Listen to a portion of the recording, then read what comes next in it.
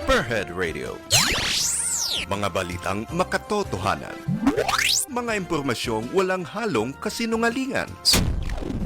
Para sa kapayapaan at pagkakaisa ng sambayanan. Ito ang nag-iisang virtual radio ng inyong Philippine Army sa Kabisayaan. Spearhead Radio.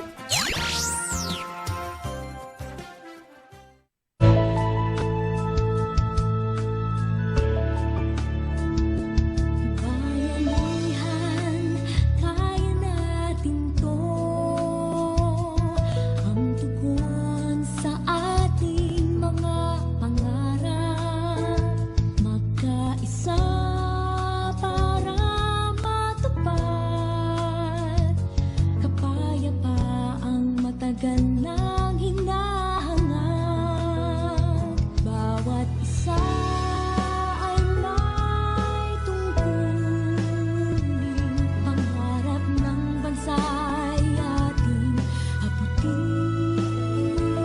Sa mapayapa at maunlad na Pilipinas, may pagkakaisa at malasakit na wagas.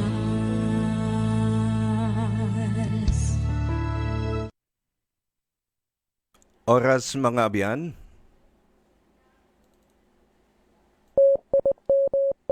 Alas 12:03 sang udto. Kung may kapayapaan, may kaunlaran. Kung walang labanan, lahat makikinabang. Bayanihan, para sa atin to. Bayanihan, para sa atin.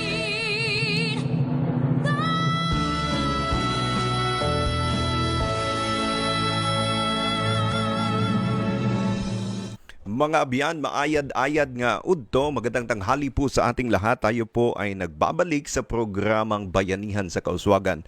Dito lamang po sa Spearhead Radio, ang inyong internet radio ng 3rd Infantry Division, ang Philippine Army na nakakasakop dito sa Western and Central Visayas. At ito po ang programang Bayanihan sa Kauswagan, ang programang maghahatid sa inyo ng mga balita at impormasyon patungkol sa inyong gobyerno. Muli, samahan niyo po ako mga abyan sa loob ng isang oras para po sa mga balita at impormasyon na atin pong tatalakayin ngayong araw na ito. Ngayon po ay araw ng Martes, May 11. Tama ba? May 11, 2021 na po mga abyan. Malapit na po tayo sa kalagitnaan ng buwan ng Mayo. So, at syempre bago ako mag-proceed, kahapon pala nung isang araw pala ay Mother's Day. So binabati ko lahat ng mga nanay, mga mothers, mga mommy, lahat ng ina, 'di ba? Whether foster mother, yung ating totoong magulang o kaya yung mga nagpapakamagulang doon sa mga ilan nating mga kabataan. So happy Mother's Day po. Saludo po ang Philippine Army sa inyong kadakilaan, sa inyong mga sakripisyo para sa ating bayan, para sa ating pamilya. At kung kaya, kami ay patuloy na nagpupugay sa ating mga ina. Happy Mother's Day po sa lahat. Mga abyan, ako po si Major Cenon si Pancito III, ang tagapagsilita po ng 3rd Infantry Division, ang Army ng Western and Central Visayas. Dito po sa Rehiyon 6 at saka Rehiyon 7 dito sa Kabisayaan. Also, I am a sitting member of the Regional Task Force on Ending Local Communist Armed Conflict Strategic Communication Cluster. So maya-maya mga abyan, alam nyo naman na tayo ay mayroong dalawang segment dito sa Bayanihan sa Kauswagan. Una dyan is yung Balita Bayanihan na kung saan ilalahad natin yung iba't ibang balita mula sa iba't ibang mga ahensya ng pamahalaan, local government units, local government agencies dito sa Western Visayas. And syempre, the second part is istoryahan ta. So may mga bagay tayo na ating hihimayin, ating uungkatin para magpaliwanag sa ating taong bayan, para po sa inyo mga abyan. So samahan niyo po ako mamaya-maya ay sasamahan tayo dito sa program natin live via Viber So binabati ko rin sasabihin ko na, sasamahan tayo no less than by the Regional Director of the Philippine Information Agency Region 6, headed by their very able Regional Director, Ma'am Hemen Guillermo. So maya-maya po yan, siya po ang ating makakapanayam. Kaya this is part of our promise na sinabi namin na we want to engage all government agencies. So nilalatag lang po natin ito And also Ma'am RD Hemen Guillermo is the cluster chair of the strategic communication. So kami po na mula sa iba't ibang agency specifically na nagtatrabaho doon sa strategic communication cluster is under po kami ng supervision ng ating mahal na regional director ng PAA. And with that, gusto ko ring batiin ang very active natin ng mga supporters mula sa mga probinsya ng PAA, mga province offices ng Philippine Information Agency, sa lahat po ng probinsya dito sa Region 6 na alam ko ay nakatutok din ngayong araw na ito. Kumusta po kayo dyan? At maraming salamat sa pagiging katuwang ninyo sa hindi lamang ng Philippine Army, bagkos ng lahat ng ahensya ng pamahalaan para mailahad natin yung mga balita at saka mga impormasyon na kailangang malaman ng ating mga kababayan. So, mga abyan, that would be in the second part. So mga abyan, para po sa lahat ng mga nakaantabay sa atin online, hindi pa po ako nagbubukas ng aking internet.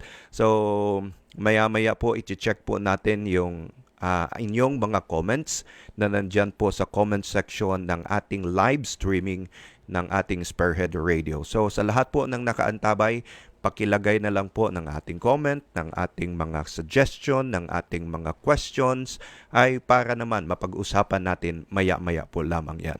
So, and also may appeal actually ako personally gusto ko pong magpasalamat sa lahat ng mga followers and likers of the 3rd Infantry Division o ng Philippine Army Spearhead Troopers na FB page for allowing us to have a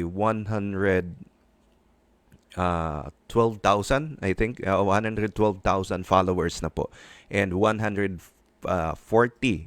likers. 140,000 followers and 112,000 likers. So, maraming salamat. Yan. Ito, 113,110 likers po ng Facebook page at 137,532 na mga followers po natin sa ating Facebook page. So sa lahat po ng mga tao na yan na talagang sumusubaybay po dito sa amin sa Spearhead Radio, maraming salamat. Hindi lamang po dahil doon sa yung pride po namin. Actually, to be honest, this has placed us second among the highest rated Facebook page in all Philippine Army major units. So, hindi lamang po yun. Bagkos gusto po namin ipasalamat yung suporta po na ipinapakita ninyo sa amin sa 3rd Infantry Division, sa amin sa Division Public Affairs Office, sa amin dito sa Spearhead Radio. At syempre, katuwang na rin yung iba't ibang ahensya ng pamahalaan. Nandiyan na yung Regional Task Force on Ending Local Communist Armed Conflict. Nandiyan na yung Strategic Communication Cluster in which we are part of. At saka sa iba't ibang efforts ng ating mga agencies. Maraming salamat po. Mula po yan sa kaibuturan ng aming mga puso. So, mga abyan, continue po sharing, liking, in our FB page. Madali lang po mga abyan, alam ko, hindi pa po lahat. Pumunta po tayo doon sa ating FB page, tapos mayroon po diyang link na invite friends to like the page. So, punta lang po kayo dyan, paano nga natin gawin yon? Punta tayo dyan sa page, tapos punta tayo sa may tatlong tuldok, tapos hindi yan. Basta hanapin nyo lang po so that yung mga friends mismo natin sa FB ay will be given a notification na mag-like din sa Facebook page ng Philippine Army. Ang kagandahan po kasi nang naka-like kayo o naka-follow sa page is lahat po ng notification ng page namin, ng Spearhead Radio, ng Philippine Army Spearhead Troopers ay pumapasok po sa inyo. At alam naman natin na minsan ay sobrang busy po talaga tayo, sobrang busy tayo, but whenever there will be notification na mag-prop doon sa ating mga cellphones, that will give us the cue na yon, nagsisimula na naman ang Spearhead Radio at saka may mga bagong updates yung Philippine Army Spearhead Troopers na FB page.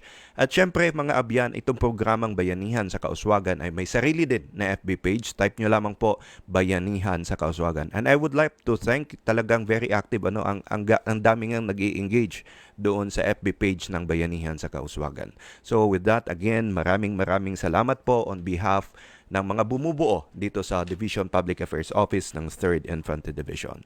Mga abyan, subong makatuanay kita sa mga dalagko na balita bayanihan ang nanatipunta subong na simana. Balita Bayanihan.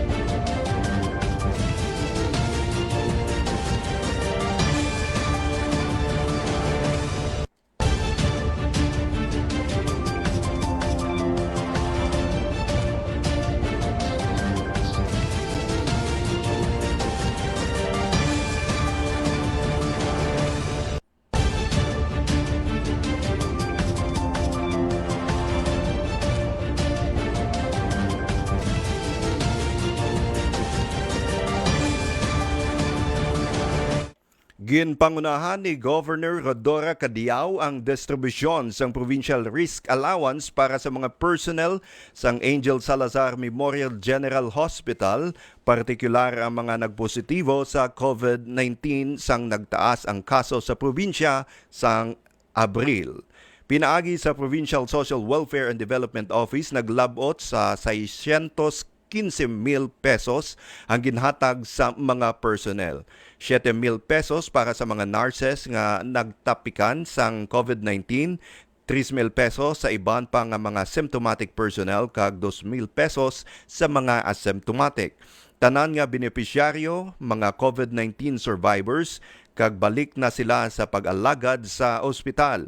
Ang nasambit nga pondo ang ginkuha sa ginrealign nga AICS and Kabalaka program sang probinsya.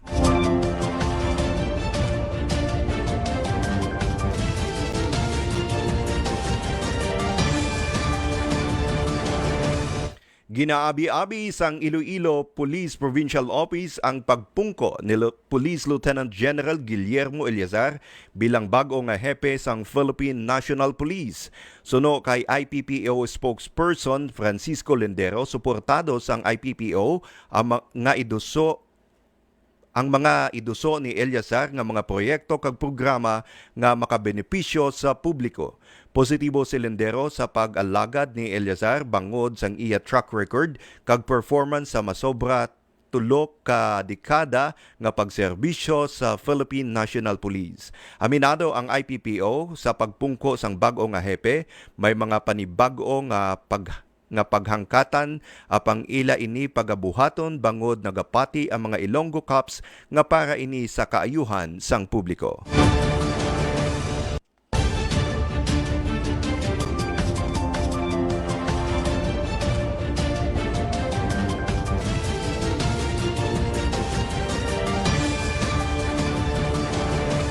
Nakabato na sang social pension ang 236,704 kapigadong mga senior citizens sa Western Visayas.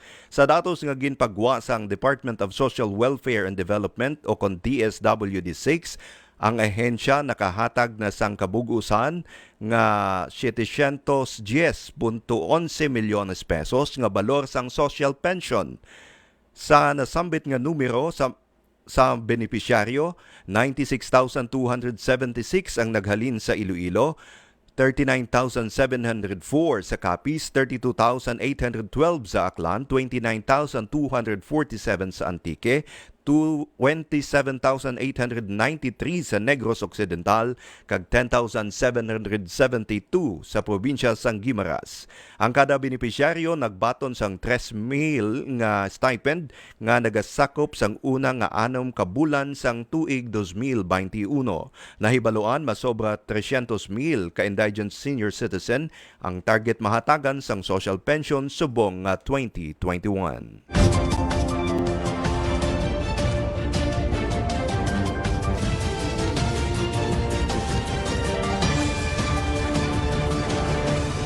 Ginpangunahan ni Governor Rodora Cadiao ang paghatag sang educational assistance sa 723 ka scholars sa Banwa sang Pandan Antique subong nga adlaw. Nakabaton sang tig 5,000 pesos nga educational assistance ang mga scholars. Suno kay Cadiao, apisar may pandemya, magapadayon ang pagserbisyo sang probinsya sa mga Antiqueño scholars sa nagakinahanglang sa pondo para sa ila edukasyon. Bugos naman ang pagpasalamat sa mga scholar sa bulig pinansyal nga nabaton para sa ila padayon nga pag-eskwela. Sa karon, mga scholar sa Banwa sang Bileson, Sebaste, Valderrama, Libertad, kag Pandan ang nakabaton na sang educational assistance. Subong nga semester, nagpain sang 75 milyones pesos ang provincial government para sa 15,000 scholars sa probinsya sang Antique.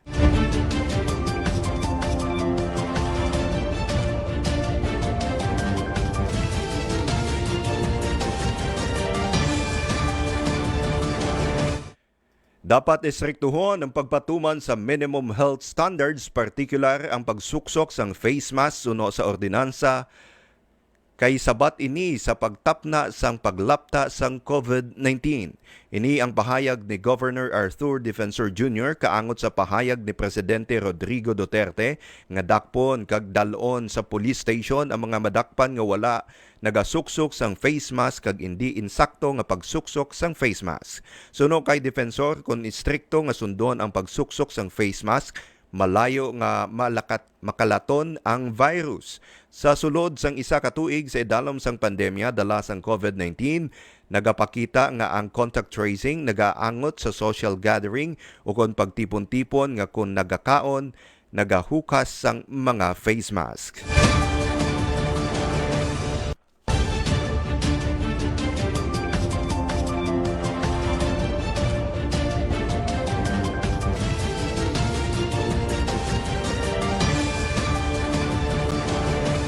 Sa iba pa nga mga balita, bugal sang Iloilo ang kadalag-an ni Cadet First Class John Hernan Rebadulla Perez, rank 4 sang Philippine Military Academy Masaligan Class of 2021 nga isa ka Ilonggo. Apisar nagdako sa syudad sang Muntinlupa, si Perez ang nagdako sa giya sang iya Iloy, si Mrs. Janet Rebadulla Perez nga isa ka Ilongga. Sa edad nga 17, nagsulod sa Philippine Military Academy si Perez ang tuig 2017. Apang antes sini, nag-eskwela anay si Perez sa kurso nga Bachelor of Science in Life Sciences sa Ateneo de Manila University. Suno kay Perez, alang-alang pa ang iya edad sa age requirements ng PMA, gani nag-eskwela siya anay sa nasambit nga kurso, bangod isa man sa handom niya sadto nga maging isa ka doktor.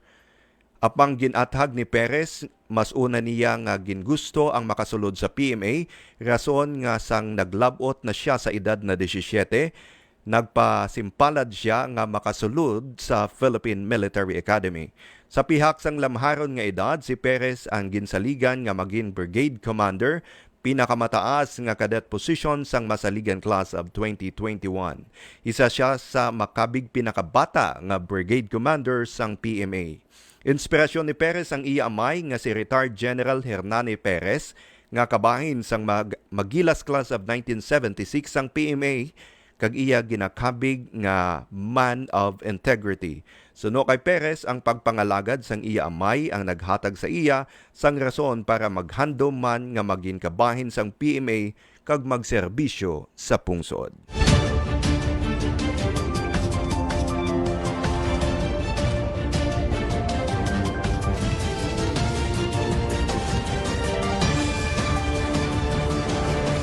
Mga abyan amo na ang mga dalagko na balita bayanihan ang natipong tasubong na adlaw.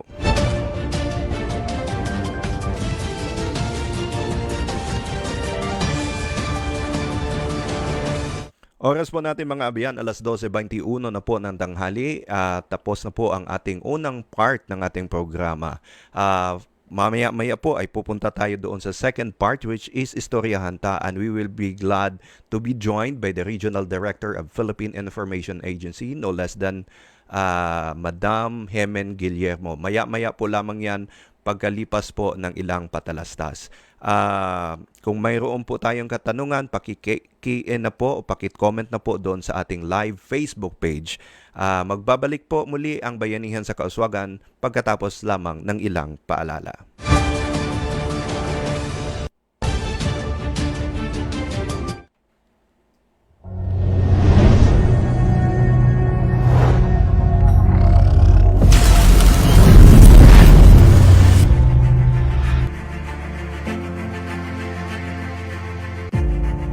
We, the CMO Regiment, consist of professional soldiers that perform beyond expectations.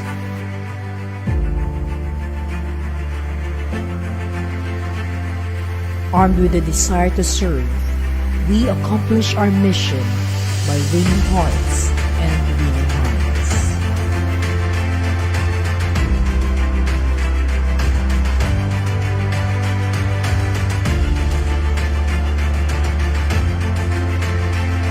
We do it by informing,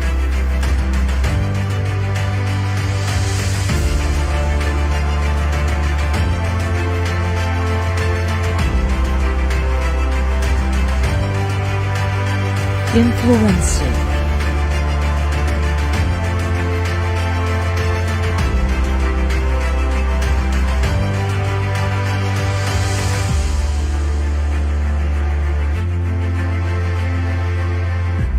and integrating people.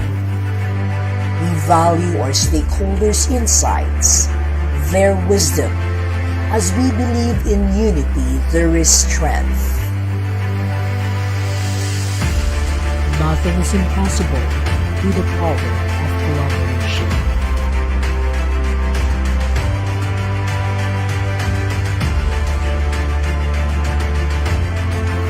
Because not all wars are fought in the battlefield.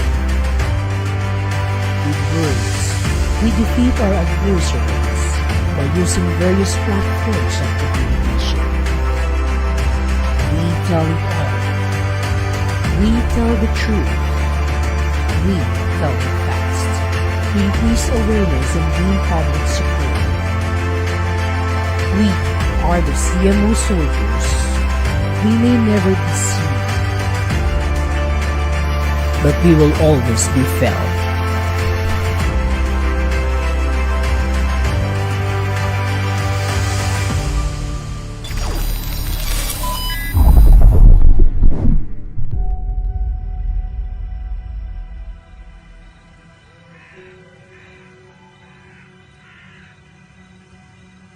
In the long run of pursuing peace and defending the land, we never stop. We never drop. We always push limits to reach the top.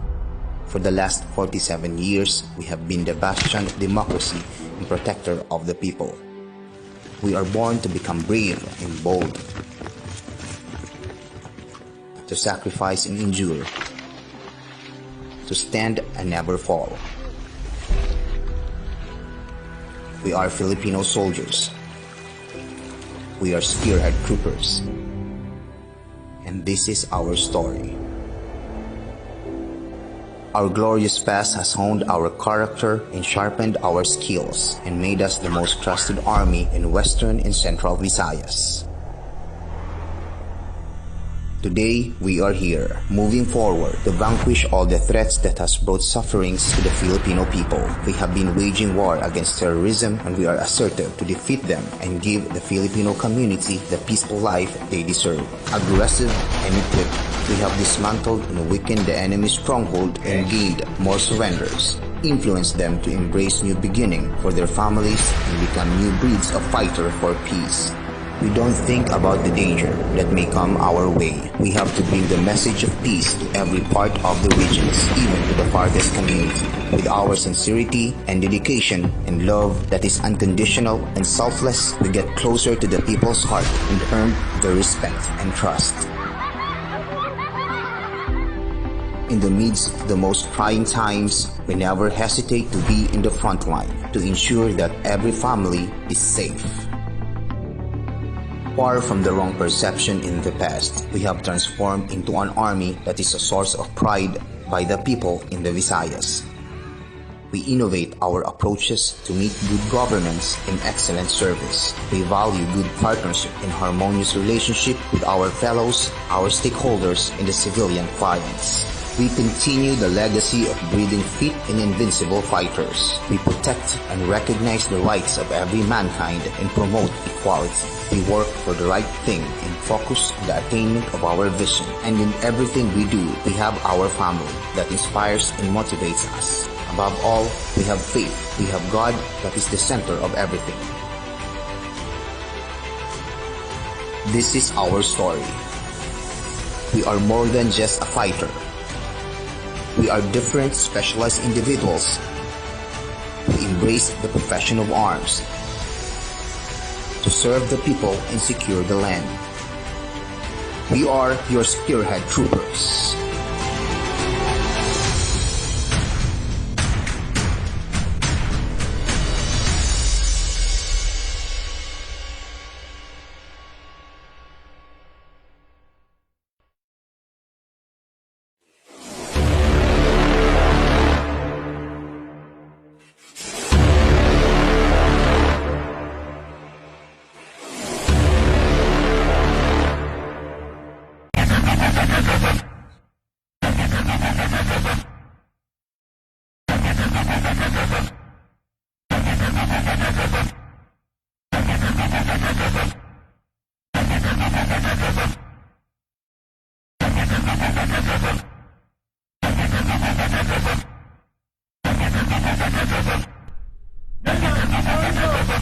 Amen!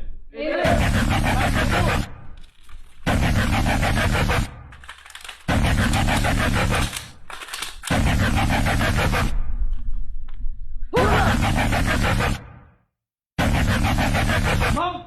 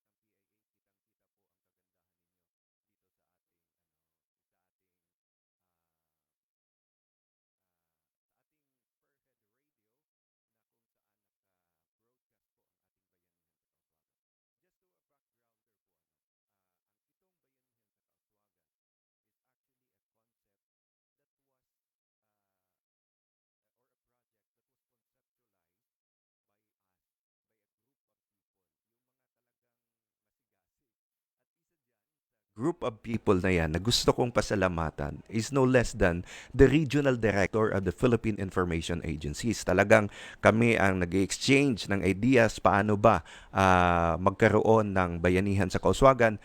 Before po kasi ay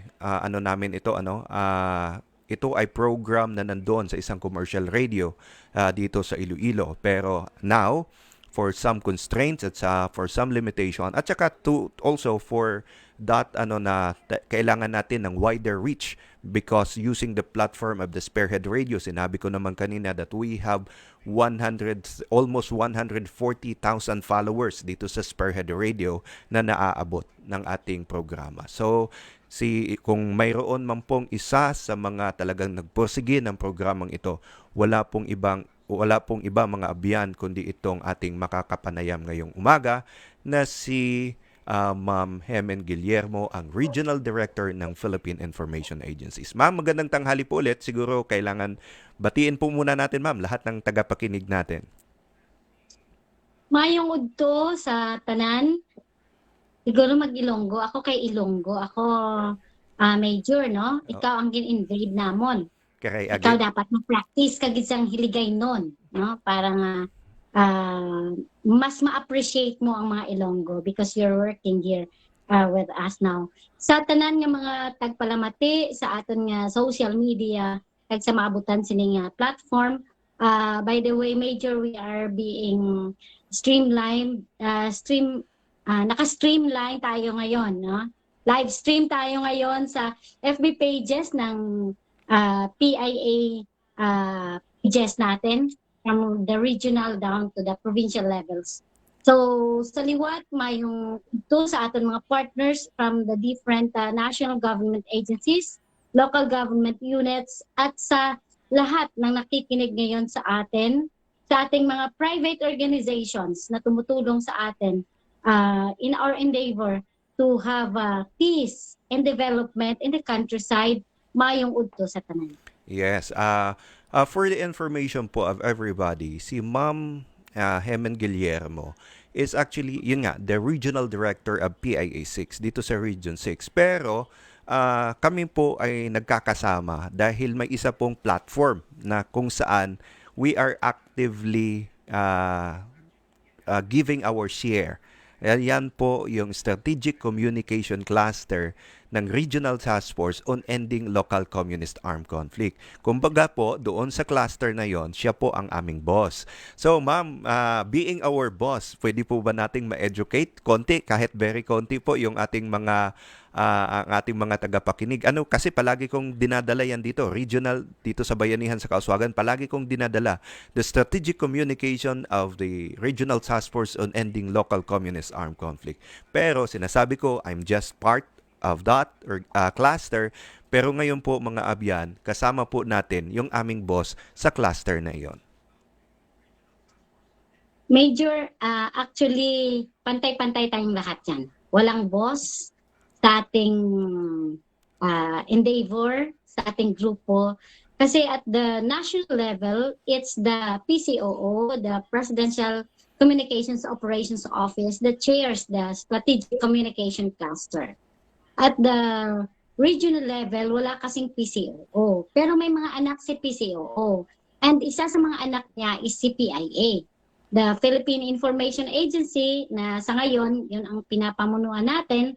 And may mga sisters din kami under the PCOO. We have the PNA, we have the Radio Pilipinas, we have the IDC. And we are really very thankful na naging vice chair. So at the regional level, ang nag-chair ng Stratcom Cluster is si PIA. Pero we are very happy and we are very humbled to have you as our vice chair, the Philippine Army, and of course the NICA. And equally important to that cluster are the member agencies, no? Ang dami nating members na from the national government agencies. And of course, this endeavor, kasi napaka-importante ng strategic communication cluster.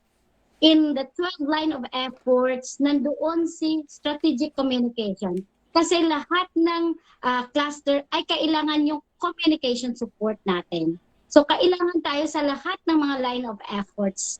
That is why siguro nilagay dito yung mga information officers, yung mga spokesperson, ang mga tagpamaba sang ilang mga agencies para mahibaluan sang mga pumuluyo, mahibaluan sang aton komunidad kung ano ang ginahimo sang gobyerno when we are talking about the whole of government and the whole of nation approach sa idalom sang Executive Order 70. Major? Yes, oo, tama po 'yan, ma'am, kasi kami po, kaya nga kami may mga roles kami. Kami sa Philippine Army, 'di ba? Minsan pag sinabi nating army, ang naisip kagad natin sa bundok, nakikipag-away, nakikipagbakbakan. Pero equally important din po kasi yung pagbibigay natin ng impormasyon at mga balita sa ating mga kababayan. Sapagkat especially itong problema nga po natin sa insurgency, kami po ay naniniwala na hindi po pure military solution ang makakapaghinto ng ating problema sa insurgency, bagkos yung kamalayan, yung perception ng ating mga kababayan towards this idea, itong insurgency na ito. So, kami po ay naniniwala na pag ang tao ay mayroong disgusto o mayroong hindi tamang pag-impormasyon, ay baka ito ang maging dahilan ng kanilang pagrebelde, ng kanilang disgusto sa gobyerno. So kami po ay nandito bilang mga mouthpiece. Kami po ang magbibigay sa inyo ng impormasyon na somehow we are doing something for this government. We are doing something for the people. At pinapaliwanag namin yung mga information, yung mga nangyayari para sa kamalayan po ng lahat nating kababayan. At kami po sa Strategic Communication Cluster na binubuo nga ng iba't ibang ahensya ng ating pamahalaan ay nagsama-sama. Sabi nga, actually may isang issue ngayon, bakit daw maraming tagapagsalita? May dagdag na bayad, dagdag na pasanin ng taong bayan. Siguro I will get the comment first of our regional head PAA, kasi siya din po ang nagsasalita. Siya din po ang aming head sa Strategic Communication Cluster. Over and above doon sa designation niya na regional director ng PAA. So sa kadami-daming mga paperwork, sa dami-daming dapat ayusin, sa dami-daming dapat ibalita, sa dami-daming mga reports na ginagawa ng ating PAA, ay sila din ang nanaatasan na maging kaparte ng mouthpiece ng Regional Task Force in Ending Local Communist Armed Conflict. Tatanungin ko lang si ma'am, ako mamaya siguro, kasi ako sigurado wala kasi akong nakuhang piso na sa pagsasalita. Wala pong dagdag bayad sa akin. Baka si Ma'am Hemen, si Ma'am Guillermo dito ay siguro makapagbahagi naman na, ma'am, totoo po ba na dumoble ang sahod ninyo dahil na-designate tayo dito as mga mouthpiece ng EO70 o ng Regional Task Force on Ending Local Communist Armed Conflict? Major, sinasabi natin major yung trabaho natin. Siguro nilagay tayo dahil sabi nila tayo ay mapagkatiwalaan, tayo ay masigasig sa trabaho, no? And that's an additional work, no? We in the Philippine Information Agency, for example, are doing not only the LCAC work. Aside sa regular natin na trabaho as a spokesperson of the bureaucracy or the PR of the presidency, marami pa tayong ginagawa. Meron tayo on health, meron tayo with LCAC, meron tayo with other programs and services, no? So, lahat yan, trabaho. Siguro, sinasabi natin, doble-doble ang trabaho, pero isa lang ang sahod. We are not receiving any additional compensation. Kung makikita mo, yung mga information officers natin at the ground, down from the barangays, yung mga sa local government units natin, from the municipal, provincial, and even sa national government agencies.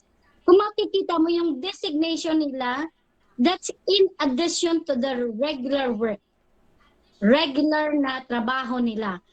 Some are uh, ang iba sa kanila, inspector, meat inspector, may iba sa kanila na legislative officer, mayroong iba sa kanila ni disaster officer. Pero in addition to that, they are the information officers designated, either LGUs or NJAs or government agency. But they are not receiving any additional salary or remuneration for the work they are rendering. So just like you, siguro, many can attest to this, no? No, wala man kita may ginabaton nga nga duga nga sweldo because nga gin-designate ka nga information officer or spokesperson or mouthpiece ng imo agency. Wala gid siguro sing isa nga makahambal nga may additional nga sweldo siya, no? So, amo ni nag-add lang ang atrabaho. Pero because of our commitment to give the public what is correct, what is timely, and what is relevant information para maintindihan nila nga the government nagatrabaho, ang gobyerno may mga polisiya, ang gobyerno may mga serbisyo, kag mga programa, may mga proyekto nga dapat ipalabot natin sa komunidad. Sa paghambal natin sini, sa pagpaintindi natin sa mga pumuluyo natin, wala sa may ginaduga nga sweldo sa aton, no? Ang ginadugang sa aton ang responsibilidad nga dapat aton panindugan because madamo ang mga pumuluyo nga nagahulat sa sini nga mga impormasyon. Madamo ang mga pumuluyo nga nagasalig nga makabati sila sa eksakto nga impormasyon nagikan sa mga ahensya sa gobyerno or sa even sa atong komunidad, no? Recently, we requested the DILG to issue a directive through our request through the strategic communications cluster of the regional RTF or the RTF LCAC 6, no? Naging sang-ayunan sang aton regional director Ingeniero.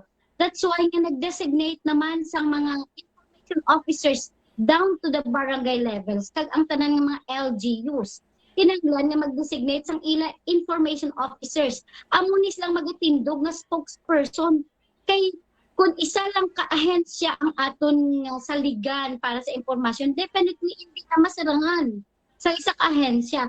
Pero kung kita tanan nagabululiganay nga mag-deliver, maghatag sang eksakto nga impormasyon sa ating mga pumuluyo, mas padamo ang atong malabot. And we will use the various platforms, be it the traditional platform, ang ating nga radio, and the new platform, ang digital platform natin subong, ang ating nga Facebook, ang ating mga social media platforms, nga amo ning atong ginagamit subong para mas malabot natin ang mga pumuluyo natin. Kag mas madamo ang makaintindi, no? Hindi na ma-deceive, hindi mainto ang ating mga pumuluyo. Hindi sila mapapati sang sala nga mga impormasyon. Tungod nga kita tanan, nagabululiganay. Nagatingob kita sa isa ka puwerta para mapahibalo natin sa mga pumuluyo. Nga, indeed, ang mga pumuluyo, wala ginapabayaan sang aton gobyerno. Ang gobyerno nato nagaulikid sa ila, nagabalikid sa ila kag nagahatag sa mga kinahanglan nila, no? Nga mga para nga matigayon nga malabot naton ini ang aton nga ginahandom ang katawhayan, ang kalinong katawhay kag progreso sa aton tagsa ka komunidad. Yan, very well said mula mismo sa ating regional director. At sa akin lang, magse-second demotion lang ako. Mga abyan, wala po talagang dagdag na bigay ang gobyerno. Hindi po kami additional burden to the taxpayers. Kung ano po ang aming natanggap before, ay yun pa rin ang aming tinatanggap sa ngayon na kami ay nandito. Mga abyan, alam niyo po, pwedeng walang spearhead radio. Pwede. 'Di ba? Pero we are doing this. We have to be here kasi alam namin yung pangangailangan ng sambayanan ng ating mga kababayan ng impormasyon. Kailangan nating magkaintindihan. Ano po ba sinasabi natin? For us to be able to understand each other, we have to communicate with each other. So, kami, kino-communicate po namin yon, and also on our part, we're going into the communities also to get the sentiments of the people na sana maitama natin. Yan po ang role ng strategic communication. At kami po dito, katuwang ang Philippine Information Agency, we will continue to innovate. We will continue to improve. Despite na alam namin na walang dagdag, walang even sa mga opisina namin. I believe si RD din may ano nito. Walang dagdag na pondo sa mga opisina namin. We are working on the budget that we have before. Sabi ko nga, kahit wala itong platform na ito, ang budget ng opisina namin ay ganun pa rin. Ewan ko lang po sa PIA. We will hear it later kay Ma'am Hemen kung mayroon bang dagdag na budget din sa PIA. Pero sa amin po wala. But we have to do this because we recognize the fact na kailangan talaga ng information. So, Ma'am, maybe part of your mayroon bang dagdag talaga na mga pondo na atin kasi palagi tayong nag-uusap tungkol dito, ma'am. Actually, sir, to be honest about this, the government, particularly the Philippine Information Agency as chair of the communications cluster, the Stratcom, very, very limited resources, both logistical and the financial, and the human resource. Ang tao namin sa PIA is very limited in number. And sa dami ba naman ng trabaho na ginagawa natin, no?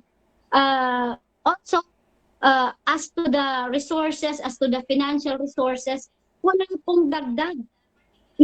Binawasan nga diba? Very limited. Kasi we gave last year some of our, halos lahat naman, ng mga agencies. Nagbigay tayo or binawasan ang ating pondo to give way to the Bayanihan program to address the COVID, no?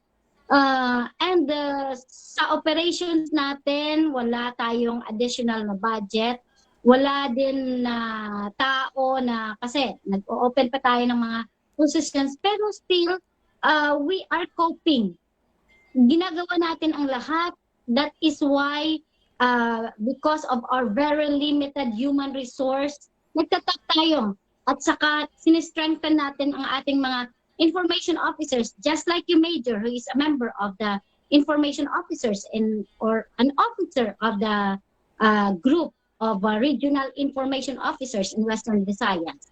So, tinatap natin ang ating mga information officers all throughout the provinces, all throughout the region. Sa ating mga regional offices through PIA, nag-o-organize tayo at kinakapacitate natin ang ating mga information officers na in place na for many decades already. Nandiyan na yung mga information officers natin. Sila ang tumutulong sa atin para mapabatid natin sa mga communities natin, sa mga kabaranggayan natin, kung ano ang ginagawa natin. Because if we will rely on the government's efforts, kunti lang tayo.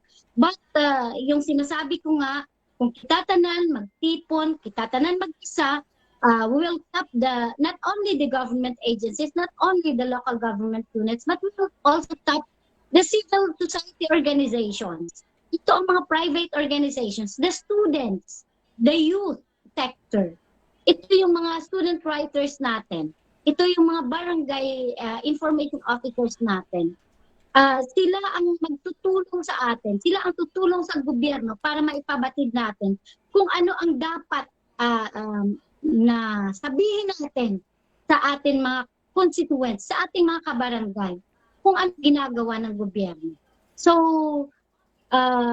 yun ang sinasabi ko. We have very limited resources, but at the end of the day, I know na sa pagtutulungan natin, will definitely reach this goal using the whole of government, using the whole of nation approach. Makakamit natin ang tagumpay to have this lasting peace and development in the countryside. And of course, we are doing actually, we have started doing the provincial leveling sessions in the provinces. This is being done by the RTF LPAC 6 in partnership with the National Task Force LPAC. Para makita naton ano ang direksyon nga ginahimo naton. Kinahanglan kilalahon naton sino ang atong kontra. Kinahanglan mahibaluan naton ano ang kinaubra nga direksyon sa atong gobyerno para nga mas mahapos naton implementar ang mga proyekto nga para sa mga kabaranggayan. Ang proyekto sa kabaranggayan para sa mga pumulo. Ang mga pumuluyo nga na-deprive sang ini nga mga programa subong ara na. And in Region 6, we have already started doing this at the barangay levels. Thank you to our friends from the Philippine Army and the other stakeholders nga nagabulig sa aton nga RCSP, no? Para makitaan din naton kay ang hindi ang mga barangay development programs naton subong nga inog-implement ang mga taga-barangay ang nag-ubra sini sa ila plano. Sila ang nag-identify kung ano ang ila needs. So it's now the government that provides the funds for this. Pero sila ang katuwang sa mga kabaranggayan ang itong mga ahensya sa gobyerno para ma-implementar sa eksakto kag tama ini ang mga proyekto. Yes, okay. Thank you so much mo. Alam niyo po mga abyan, kanina po tinawagan ko si RD Guillermo. Sabi ko, ma'am, kahit 10 to 15 minutes lang kasi may dalawang meeting po siya ongoing ngayon. At ako ay humingi lamang ng 10 at ngayon umabot na naman ng 24 minutes yung call ko sa kanya. So, with that, thank you. Gusto ko pong magpasalamat kay RD Hemen Guillermo for always being a partner, hindi lamang ng Philippine Army but of course with all agencies. Ma'am, any parting words on your part bago tayo magpaalam, bago ko pakawalan para pa doon sa mga meetings yung iba. At ako din, ma'am, ay may meeting din po kasunod nito. So, in behalf of the regional Stratcom cluster of Western Visayas, in behalf of the Philippine Information Agency, thank you, Major Cenon, for this new platform na para mapahibalo naton sa aton mga pumuluyo na ang gobyerno nagatimakas, ang gobyerno nagabulig, ang gobyerno wala nagapabaya sa aton mga pumuluyo para mahatag kung ano ang pinakamaayo nga serbisyo para sa mga pumuluyo. Sa liwat, mayong udto, kag madamo gini. Salamat. Ma'am, thank you so much po mula po sa Spearhead Radio at saka sa Bayanihan sa Kauswagan program. Maraming salamat po. Mabuhay po kayo, ma'am. Thank you. Okay. Mga abyan, yan po napakinggan po natin si the Regional Director of the Philippine Information Agency. Pero in closing lang, I have very limited time today. Gusto ko lamang pong sabihin ulit din ito as a part of my recap na totoo po 'yon. We can choose to be passive. Pwede kaming maging pasahero lamang sa mga bagay-bagay na ito. Pwedeng umupo lang kami maghapon sa aming mga opisina at walang gagawin. But that is a disservice to the Filipino people na whom we have promised to serve.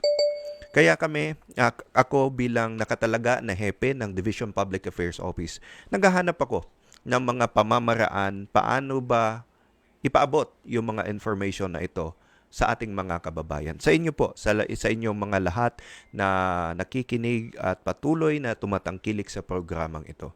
We innovate. Kaya nakita nyo from a small station before na wala lang, we try to innovate out of our own meager resources.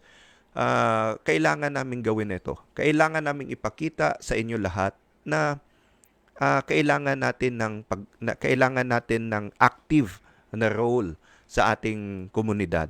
Especially so if we are talking about ending the local communist armed conflict. Kailangan po talagang magsalita. Kailangan pong isiwalat yung mga impormasyon. Kailangan pong magsabi kung ano po ba ang ginagawa ng gobyerno. In the first place, yan po ang tinitira ng ating mga kalaban. Ang mga miyembro ng Komunista Partido ng Pilipinas, ng People's Army, na sirain ang ating pamahalaan. At kami, hindi namin ito papayagan At bagkos, poprotektahan dapat natin ang gobyerno o ang bansang ating sinumpaan. So mga abyan, maraming salamat po muli sa lahat po ng nanay. Actually, sabi ko nga kanina, nag-practice sana ako, kakanta sana ako ngayon eh. Para bumati po sa mga nanay. Hindi na po. Anyway, siguro ipaparinig na lang natin sa kanila. Hindi na lang ako kakanta. Happy Mother's Day po.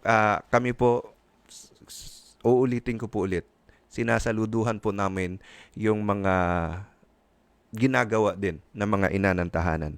So, maraming salamat sa sakripisyo po ninyo sa pwede ba? Iingatan ka. I-play mo na lang after Yan na lang yung closing song ko.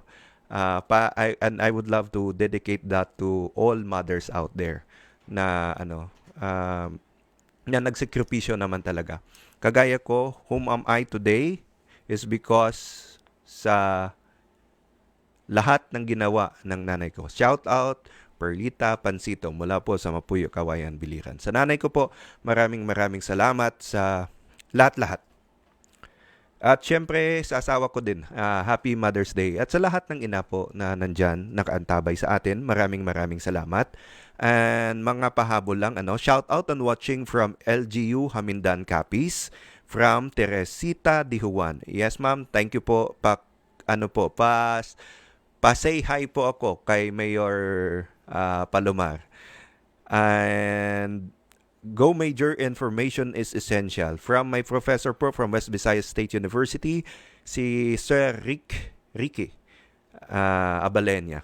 Iba kasi yung pangalan ni Sir Ricky. Sir Ricky, thank you so much po. And for all the support. And hi Ma'am Juliet from Marisa Joy Gonzaga. Okay ang smile ni Sir. And also thank you din sa mga doon sa mga nakikita natin kasi kanina nawalan tayo ng audio. Na very talaga yung ating mga audience, sinasabi nila sa amin dito na walang audio. Thank you for always being there for the program Bayanihan sa Kauswagan. Hindi lamang po itong programang Bayanihan sa Kauswagan kundi sa lahat ng programs po ng Spearhead Radio na later on we will have new sets of program. Maybe depende sa meeting namin bukas, we will be launching some spiritual programs on Sunday. So pag-uusapan po namin yan dito sa aming together. Ecumenical po yon. So we don't discriminate what religion we are into. Dapat sama-sama tayo. So yan po ay yung mga church leaders po, mag-uusap po kami bukas para naman po magkaroon din sila ng slot dito sa ating Spearhead Radio. Kaparte pa rin ng sinasabi natin na pag-uunlad, pagpapalaganap at pag-i-improve ng ating mga efforts. So muli po mga kababayan and thank you so much po for always being there. Kayo po ang dahilan kung bakit po mayroon kami o nandito kami sa platform na ito. So with that, thank you so much. Oras po natin mga abyan. Overtime na po ako. 1:04 na po ng hapon. Kailangan ko na pong magpaalam. Muli po maraming salamat. Ito po ang Bayanihan sa Kauswagan, ang programang magdadala sa inyo ng mga balita at impormasyon patungkol sa inyong gobyerno. Ako po si Major Cenon si Pancito III, ang tagapagsalita po ng inyong 3rd Infantry Division, ang Philippine Army mula dito sa Western and Central Visayas, Region 6 and Region 7 po. Muli magandang tanghali po sa ating lahat. Saludo po ang Philippine Army sa inyo.